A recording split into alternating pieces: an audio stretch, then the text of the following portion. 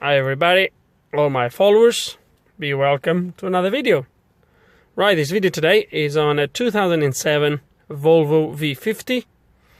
This is the one with the 1.6 diesel engine, if I'm not mistaken, the PSA engine and the turbo diesel. And right, where to start with this one?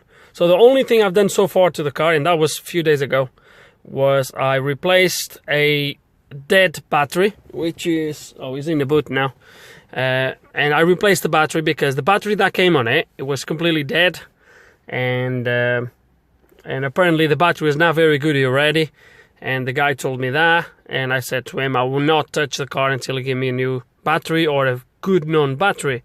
So he brought me a new, not new, he brought me a second-hand battery, but he guarantees me the battery is good.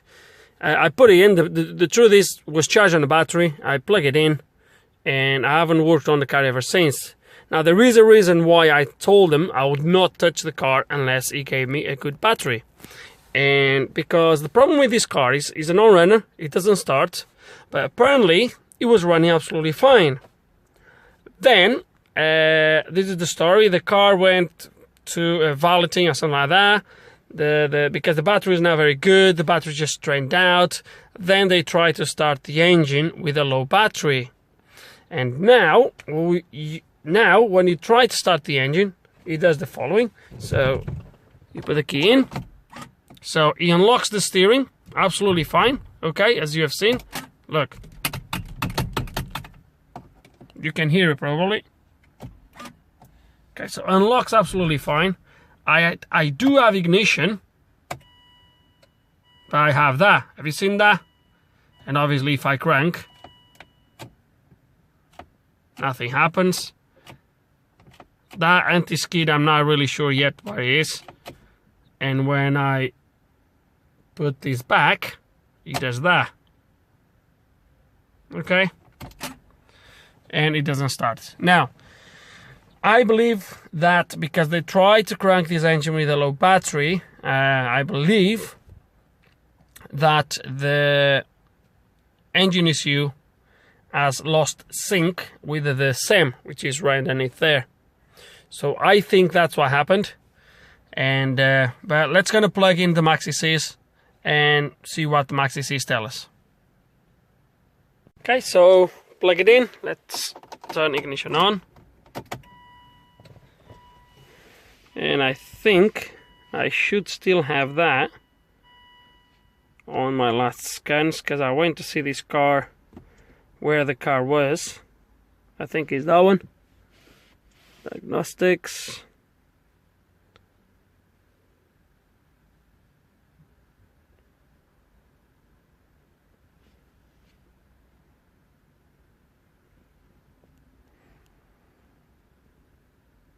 So I went to see this car where he was, and I have unplugged the SEM because there was no HVAC system here as well. Nothing would work. So I unplugged the SEM to restart the SEM with a good battery. Well, they were using a booster, but okay. What I want to show you is the following. So let's gonna go to SEM. Actually, let's do engine control module.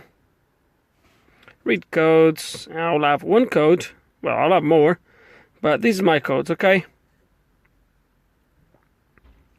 And my only code that is, these codes are probably because I've been with someone has been taking the brake switch, thinking that was the probe. I don't know what they've been doing before I actually got to the car at that point, but I think this is the one. Control module communication signal missing. I think this is the one. That is causing my issue. So if I go clear DTCs,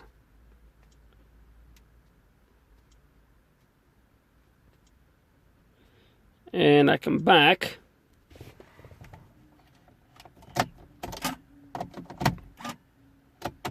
ignition back on, engine control module, read codes. There we go. This code comes back straight away. C326. Now, let me go to the SEM read codes, and you're going to see that there is no codes. This is most likely because I've been disconnecting stuff in there and all that. But look what happened when I go here. So key in position 2, mission unlocked. Let's see. So steering column, power supply, and immobilizer, key check approved, key approved. Look at that. So immobilizer ECM check, not okay. Immobilizer fuel pump, immobilizer steering column start approved, start approved. Immobilizer programming pin is not default. Okay. Immobilizer steering column check, okay. Immobilizer steering column lock stats unlocked. And I think that's it for this for that. I think under the, I can't remember now if there's anything for that underneath here. Under here, there's anything here for the immobilizer. I can't recall now. No, there's nothing here for the immobilizer.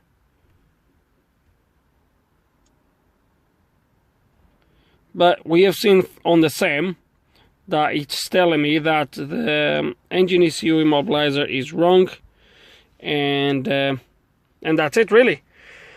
So to fix this problem, unfortunately the Maxis is no good for this. As far as I'm aware, I don't know if there's any other tool out there that is capable of doing this. But I believe what happened, guys, is like I said, I think I already said, is that the SAM has lost, or the engine ECU lost the synchronization with the immobilizer system on the SAM.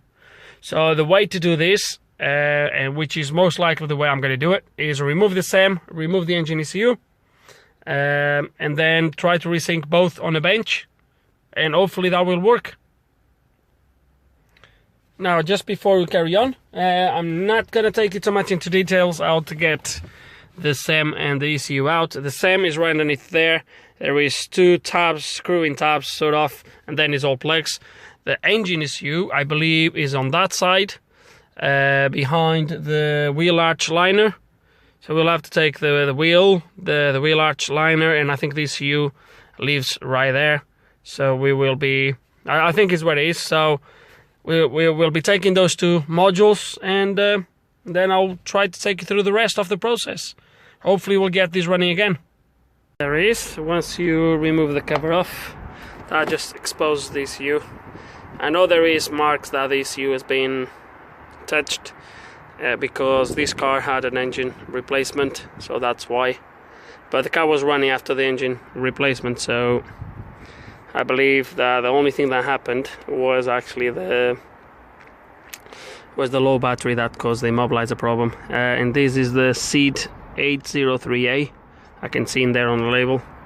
So let's gonna unplug this and then unplug the SAM and go from there. The SAM is just underneath here. You want to do this tab, you want to do this, and then you take all the plugs underneath, 3 at the back, 3 from the end on the side, and then the ones from the top, and the SAM comes out. It's that simple. Okay, and the SAM is open. I'm going to do the SAM first because the engine ECU is easy. Is EEPROM is a 9560 or something like that, something along those lines. The SAM, however, is actually a MCU. So as you can see, there is 2 processors here, and the one we need to dump is the one with the mask 1K something. Oh, by the way, to open the SAM, you have 3 screws on this side, on this underside. Okay, 3 screws. Then you just wedge something on here to obviously free up these little tabs, go all the way around, and it comes off. So the EEPROM, the MCU, the MCU EEPROM we're gonna have to dump is the one with the mask 1K79 something. Let me see if I can figure out which one is. I'm not going to be able to show you on the phone. There's this one here. It's actually there. because the other one is the OL 65D or 95D. These are the top. Is the 1K79K or something like that, or 1X. I think it's 1K79K. So this is the EEPROM we're gonna have to dump, which is where my immobilizer data is. So let's connect X-PROG. Most likely is gonna be the one I'm going to use, and let's try to read it. Okay, let's gonna put the ignition on and see if it starts. Haha. How many of you did I go? Right, it's not done yet, but we are here back on the car because I did a mistake. Well, not so much a mistake, it was something that I thought that I had to do, and in the meantime I forgot, and I should have done it at the start of the video when I had the Maxi-6 plugged in first time, which is, let me go here, let's go back to the Volvo. Okay, so some of you might know, some of you might not. For you guys that don't know, I will explain you why we are back here. Basically because I forgot to take the serial number of the ABS unit.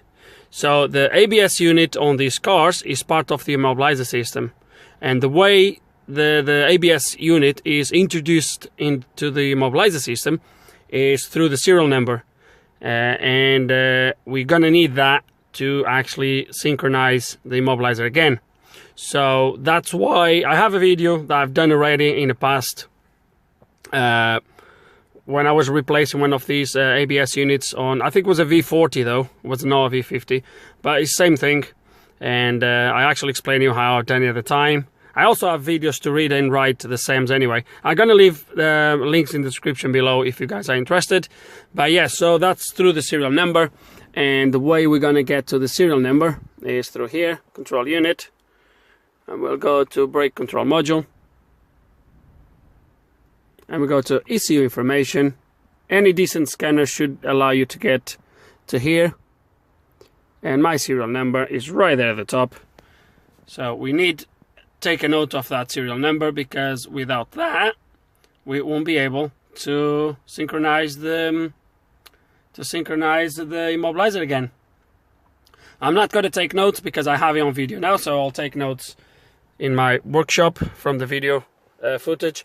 But yeah, so that's what we need. I forgot to do that, so I had to plug the SEM again, and I've plugged the engine ECU as well, because I believe, I might be wrong, I don't know where I took this idea from, maybe from some work I've done in the past. I have the feeling that the ABS unit is actually a terminal module, which means if I didn't connect the engine ECU, I would not communicate with the ABS module. It might just be in my head, I might be wrong, but I've just plugged both again. Just a quick take that, and now yes, we're going to carry on from ours last. Okay, and I'm ready to press the read button. So all the connections are done on the board. I'm using X-PROG. I've been having a little bit of issues lately with my X-PROG, but we'll see how it goes. So everything's connected using the adapter, and I've selected already the chip, okay, which is the MC9S12XD256. It will read under this chip. It needs to be the secured one. Now the connections, before you ask, the software we are going to use to synchronize the immobilizer, it does shows you the connections in there. However, you can use the connections that come with X-PROG. If you go in the description below, I will leave two links for some videos in there. One of the videos was reading both flashes and EEPROMs from one of these SAMs, and I was using the connections from X-PROG actually. I was not using anything else, and it worked fine. So let's gonna read, and fingers crossed it's gonna work okay. Just need to come here, make sure I'm connected through USB. Yes, I am. Okay, so let's gonna read that. See what happens. Okay, we have an issue here. It's not reading. Okay, let me see what we can do then. Okay guys, and when I actually selected, I don't know why, but when I actually selected the normal MS, so the instructions actually tell me to use the MC9S12XD256 EEPROM secured, and it fails on the ID, obviously, because that's a DT. So don't know why. I mean, those instructions might be for a different version. I don't know. But when I actually select that one in there, it works like a treat. It works really fine. It reads okay. So it says in there. Let me go back. Let me see here. So when I come here, MSDT256. So it can read under that one, and my one. Where is my one? Is there. So 1K79X is the mask of my processor, which obviously you would be able to read. When I come here, where actually the instructions tell me to, as you can see, is only for the XD256, so it's going to fail the ID and it doesn't read. Don't know why the instructions tells me that, but when I selected that, he actually read pretty much okay. So as you can see, my data is quite consistent. So if you see, well, you haven't seen, but when I've tried to read the first time, so let me see if I can read that again, so I'll show you.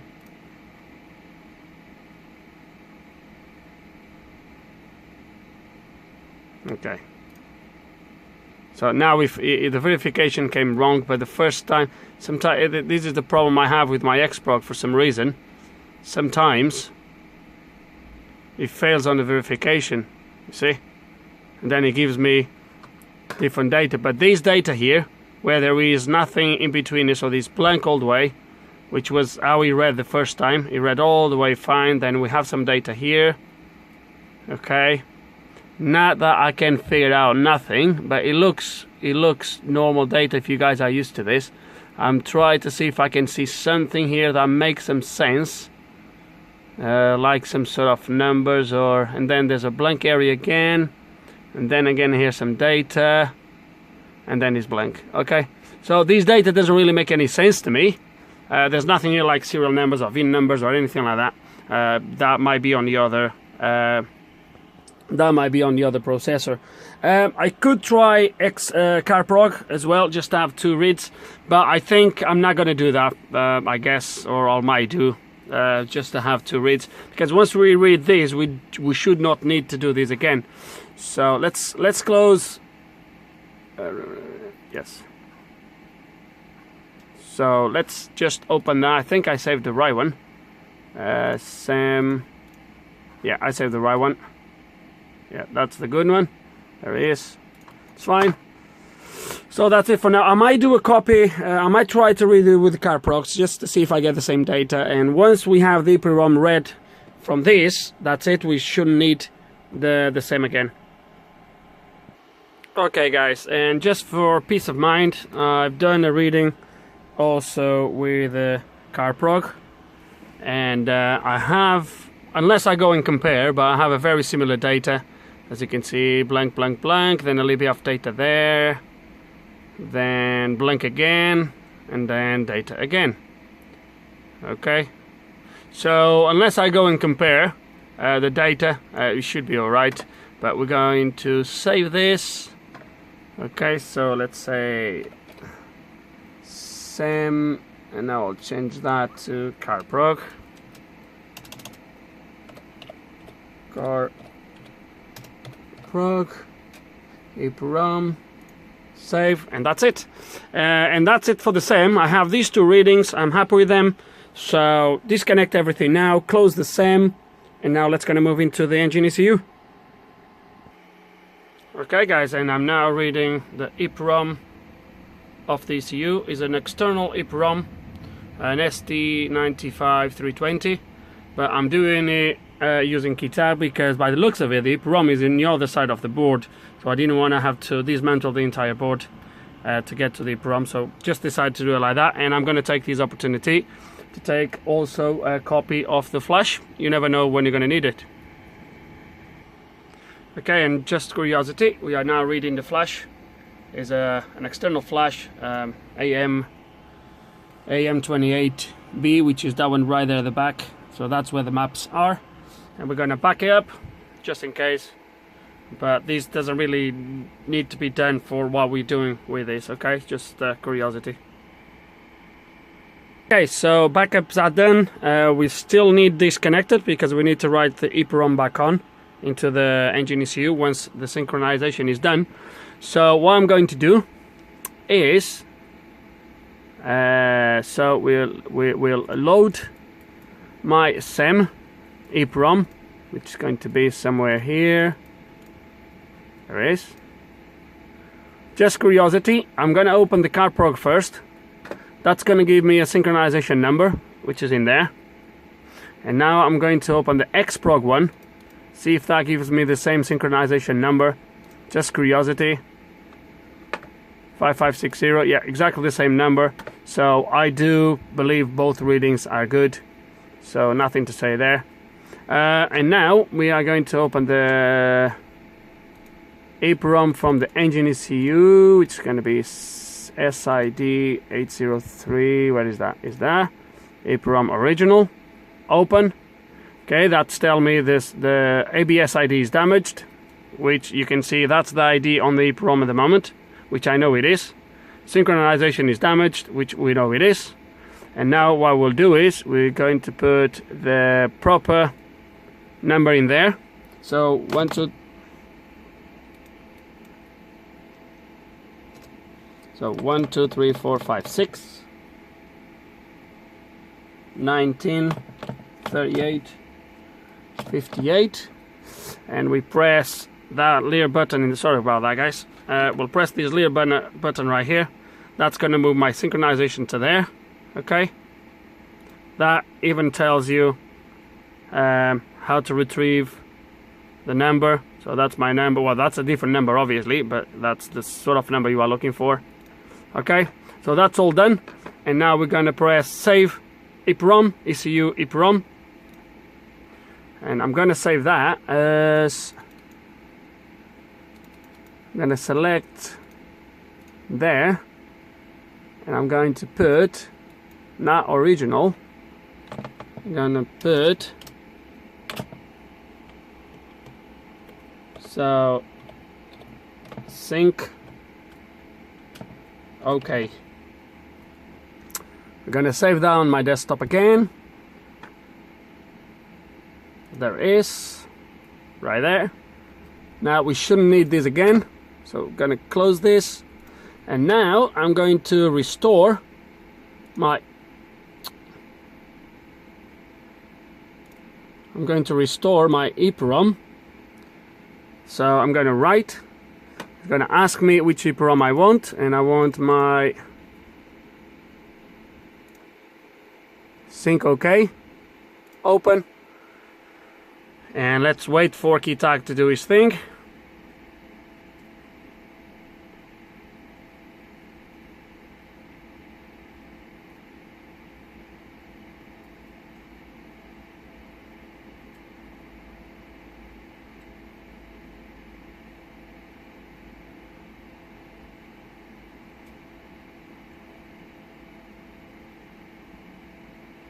Okay, writing successfully completed. So that's job done. So all we need to do now is plug everything back on the car and see what happens. I'm not going to seal the ECU yet because obviously I want to make sure the car starts. Once the car starts, then we'll finish it off. But for now, let's plug everything back in and see if it starts. Okay guys, battery is on charge. I put it on charge before I went back last time. ECU is just in there. I've just put that tape so it doesn't open, but just in there. Like I said, we'll seal that once we know the car is running, okay? And my SEM is the one that I put already in place. It doesn't need to come off again, hopefully. And now let's gonna see what happens when I try to crank the engine. Damn it, forgot to connect the negative terminal of the battery. Hold on a sec. Okay, and now yes, battery is connected. Moment of the truth. Let's see what happens.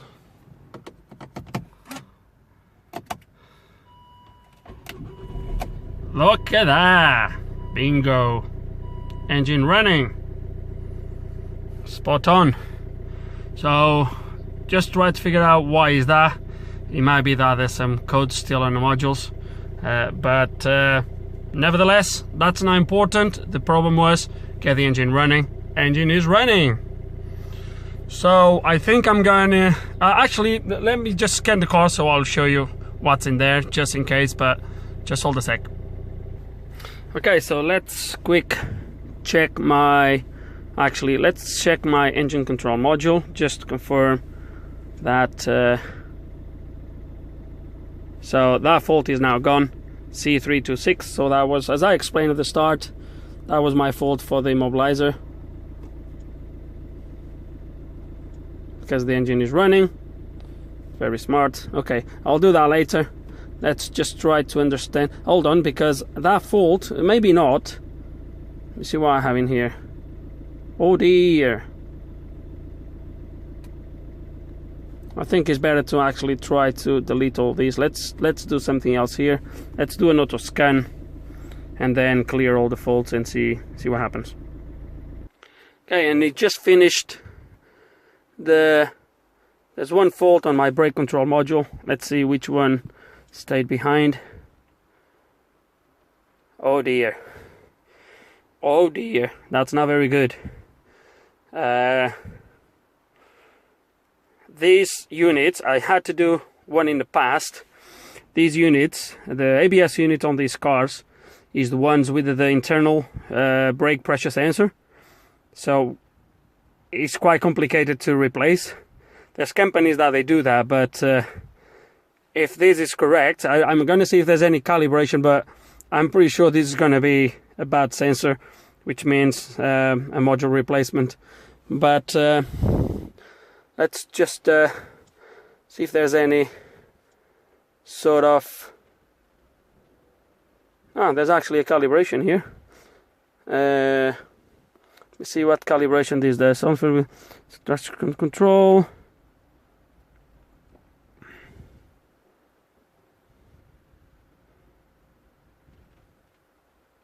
For the brake pressure sensors. Okay, it might be that we might be lucky. Let's just have a quick look here. My live data for my... Where is my pressure sensor? Brake pressure sensor, 200 bars. That's already wrong. So when I press my brake, that doesn't really change. Look at that. So I think we have a bad pump here. But guys, that was not for this video. So let's let me come out of the live data. So ignition off. Start the engine again. And there he is. So this problem is solved. If the guy wants me to do the brakes, then we'll have a look at that later. But for this issue with the immobilizer synchronization, this is done. Car is running. So that's it. What else to say? I think just that I really hope there's some information on this video that you guys can find useful. If you do have any questions, I really hope you enjoyed the video, guys.